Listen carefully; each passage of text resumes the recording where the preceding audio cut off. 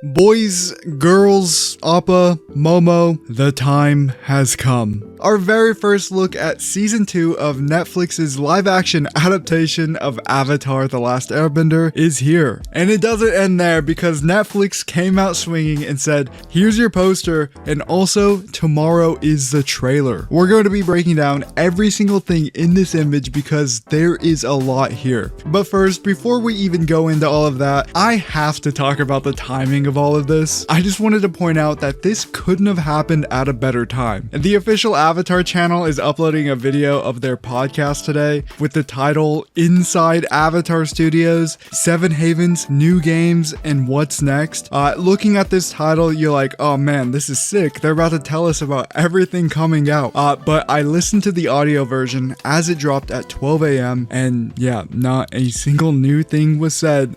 They never mentioned the Aang movie, and in fact, every single thing that they mentioned was old news. The new books that have been announced, the new listings, and even the fighting game were nowhere to be seen in this podcast. So I really don't know what this title is even about. Pretty much all of their info is from either last year or very early this year. It's just kind of insane. Okay, they did have a slight Seven Havens tease by saying it's all connected, but literally Michael Dante DiMartino, the co-creator of Avatar, said that last year. So I really just don't understand why this was needed. But at least we got this first look image and a trailer announcement from Netflix. They kind of saved the day here. Honestly, this whole situation reminds me of season 1. Do you guys remember when Netflix dropped this cool interactive bending quiz on the Master Your Element website? And then at the very end had these cool little animations and a clip that would show you of the series. And then for whatever reason on the same day, Avatar Studios releases a quiz at the same time.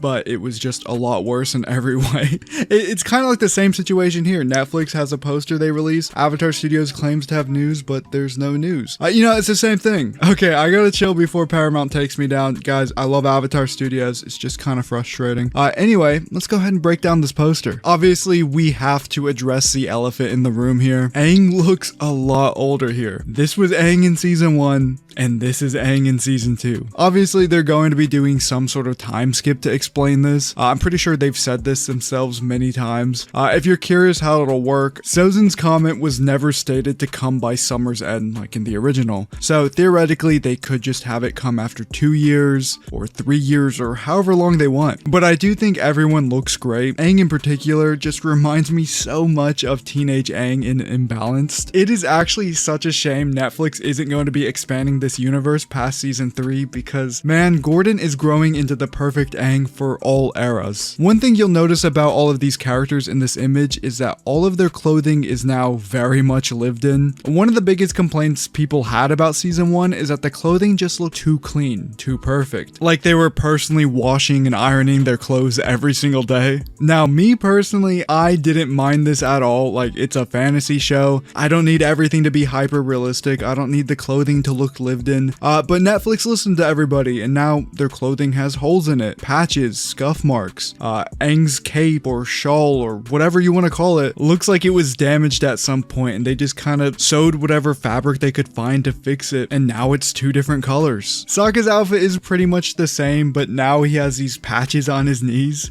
You guys remember when Sokka did that slide in the Boomy fight? You guys think this is them making up for it? It's a little hard to tell, so I might be mistaken, but something in this image has changed since season 1. Katara now has matching knee pads with Sokka.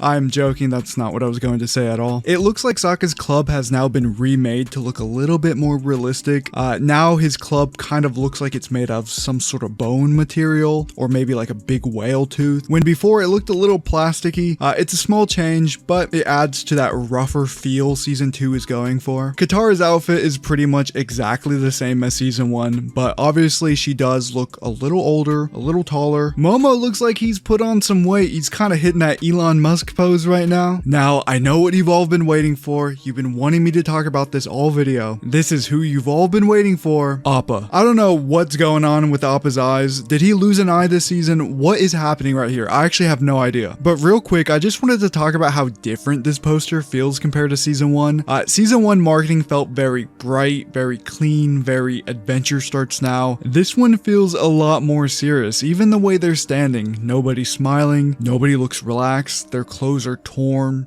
they look tired. Feels like they've lost some battles, they've had to run away, but now they're standing their ground, ready to face. Can you guys tell that I am padding watch time hard right now? I'm just kidding, I'm not actually padding watch time because I have a lot to say. Toph looks really good, and I will talk about her outfit in a second, but first I wanted to point out something that I don't know if it was intentional or not, and I don't think many people have noticed this in general, but it is extremely cool. Notice how in the poster everyone's eyes are sort of looking off in the distance, but in a different way. Katara is moving her eyes to the left, Aang is stoic looking straight ahead, and Sokka's kind of doing a mix of both of them. But Toph over here, she is just staring straight ahead. If you guys didn't know this, Toph's eyes actually never move in the original series. Like, her eyeballs do not move in their sockets.